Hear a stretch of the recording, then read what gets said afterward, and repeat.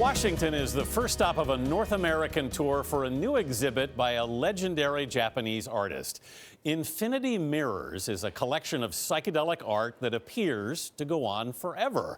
It's by Yayoi Kusama, who's known as the Princess of Polka Dots. Kusama turned 88 years old yesterday, a significant number in some Asian cultures. Errol Barnett's at Washington's Hirshhorn Museum and Sculpture Garden to explore this deeply personal project. Errol, good morning. Good morning and welcome to the Obliteration Room. This is one of the artworks of Yayoi Kusama, and I can tell you the response to this exhibit has been overwhelming. 1 month ago, when the first 9,000 daily time passes were made available, which are free, they were snatched up within 6 minutes. The museum's website crashed, and people have been lining up ever since. You could say there is almost no end to the number of people wanting to experience Kusama's infinite world. One step into the space and the experience is quite literally limitless. Look at the reflection on the top. From her quirky latest work titled All the Eternal Love I Have for the Pumpkins, No pumpkin patch I ever saw. to her earliest mirror display. And on. Oh my gosh. And on.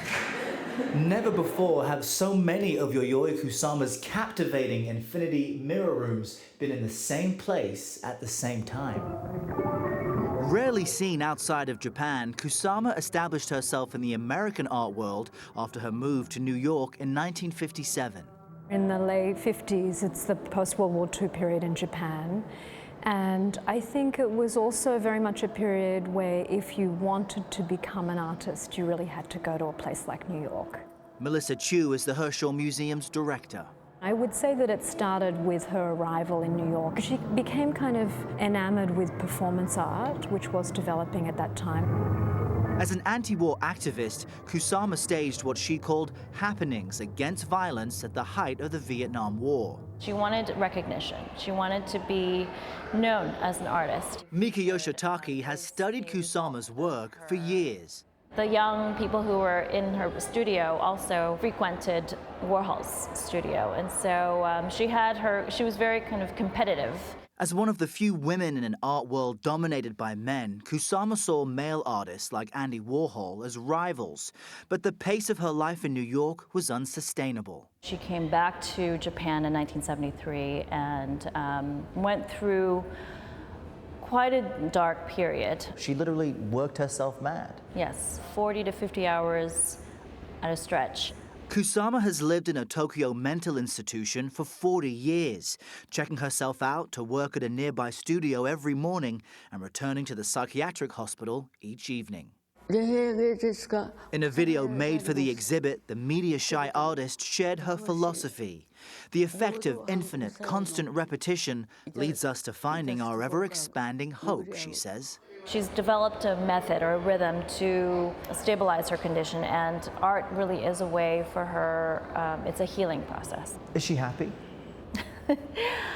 That's a hard question, I think. There's a lot of dualities in her work. Some of her work is very dark. So you wouldn't go as far as to say she's happy. She's maybe in many ways conflicted. She barely smiles when I see her. I think the only time she smiles is when she finishes one of her paintings. Kusama has described her art as therapy, and her appeal has been profound. This is the most visited exhibition in the museum's history. This obliteration room started out with no color at all. Museum goers who are given sheets of stickers are encouraged to cover the room in polka dots of every size and color. To the thousands who have visited this exhibit, what would you compare it to? The planet I'm from. Love it. It's a trip. It is a reality unto itself. It's an immersive experience. It's trippy. A little psychedelic too, right? Created by a tormented artist with a decidedly positive impact. It made me feel really happy. And of course, something like this is primed for social media, right? Hashtag Infinite Kusama has appeared on more than 43 million Instagram and Twitter accounts with more than 212 impressions. And from here, the show continues. From Washington, it heads to Los Angeles, Seattle, Toronto, Cleveland, and Atlanta. Alex? Wow, what a riveting story and an incredible room that is. That Errol. Magnificent. It's certainly an immersive experience. Yeah. Most certainly.